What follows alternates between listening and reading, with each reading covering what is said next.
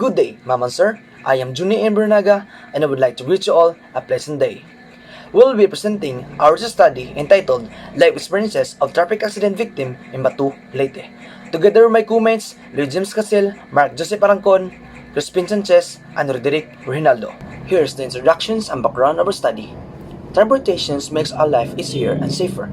Transportations has been recognized as a means to overcome our local disadvantages and gain access to better jobs, education, facilities, and services.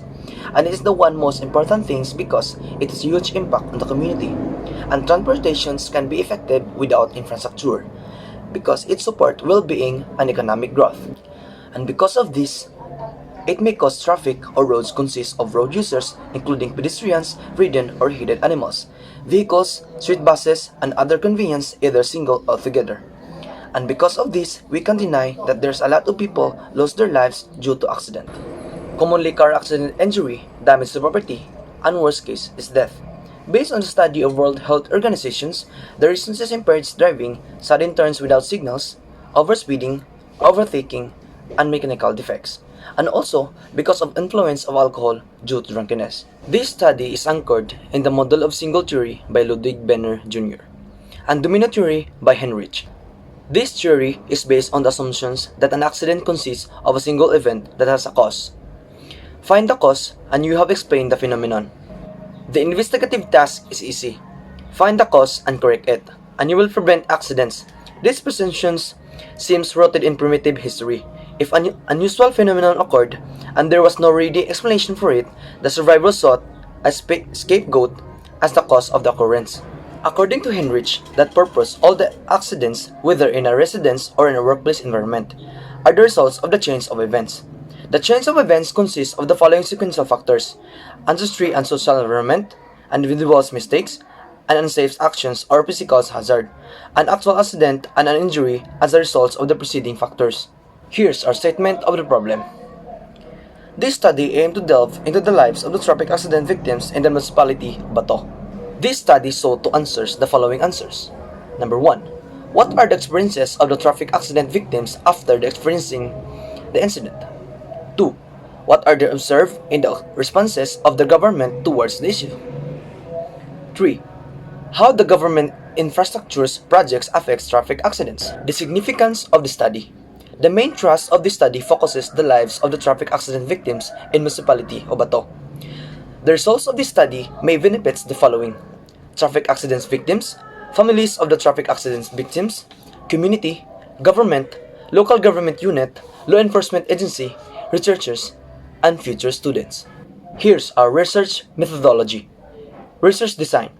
This study will use a qualitative method of research and utilize the phenomenological approach with the aid of interview, guide, and voice recorder. The fundamental goal of the approach is to arrive at a description of the nature of the particular phenomenon. And in this study, it describes the life experiences of the traffic accidents victims. Research environment. Leyte is the province in the Philippines located in the eastern Visayas region, occupying northern 3/4 of Leyte Islands. Its capital in the city of Tacloban, administered independently from the province, and the district consists of the city of Baybay and adjacent municipalities of Aboyog, Bato, Hilongos, Hindang, Inupacan, Javier, Mahaplag, and Matalom. And Bato is a coastal municipality in the province of Leyte. The municipality has a land area of 72.45 square kilometers or 27.97 square miles, which constitutes 1.14% of Leyte's total area. Research informants. The research informants of this study are 8 victims of traffic accident and the residents of Bato municipality in province of Leyte. And the 4 informants will be subject for an interview individually, and the 4 informants will be undergo on the focus of group discussions. Research instrument. We utilize an interview guide questions with an open-ended questions, which address on specific questions to obtain essential information pertaining to the positive and negative experiences of traffic accident victims. The questions is composed of 3 parts. The first part is consisting of questions regarding the personal circumstances of the informant, and the second are the questions regarding the sub-problems of the study. Research procedure. Here's our data collection. A letter request will be made addressed to Bato police stations, where the list of the informant can be found for the approval of the conducting of the interview. Informed consent will be made by address to the participants prior to the conduct of interview. And we formulate an interview guide that will be used in questioning. Data analysis. The statement of the traffic accident victims on their respective life experiences will be written on verbatim and were analyzed using the following methods. Reading and reading the responses, extracting significant statements, formulating meanings, and analyzing through the use of thematic analysis in which the answers of the participants will be clustered into common theme, and the theme extract will be the output of the analysis. In ethical considerations, in the course of interview, we will use the tape recorder to record the informations offered by the participants. The record interview will be stored to keep in such manner that an authorized person cannot access except the researcher and the advisor, whether in fact the researcher are bound to destroy the things after the information stipulated in the diary. Trustworthiness of research. The data will be gathered are credible and the source of information are reliable persons because inquiry will be made to determine who are those traffic accident victims and who are capable of giving information which reliable and credible. Presentations analysis of data. Presentations of data. In this chapter presents the lives of traffic accident victims and the positive and negative impact of what the experiences they go through before and after of the incident, on how they cope the situations that happen in their lives and also to their families, on how the local government addressed to resolve these problems. And we created 6 themes that corresponded to the questions of study. Each generally describe and explain how the traffic accident victim went through before and after the incident. These themes are the following.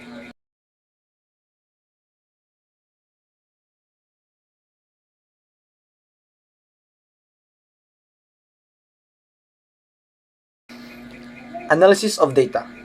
We utilize Collage's phenomenological analysis procedure to analyze all the data obtained. As a result, the comprehensive emergent themes created, which explain the positive and negative experiences of the informants, it also explains the challenges encountered and the impact of the issue to the lives of informants. Good day, researcher. Here is your first question. Can you briefly summarize what is your study all about? Our study is all about the life experiences of traffic accident in Bato, Leyte.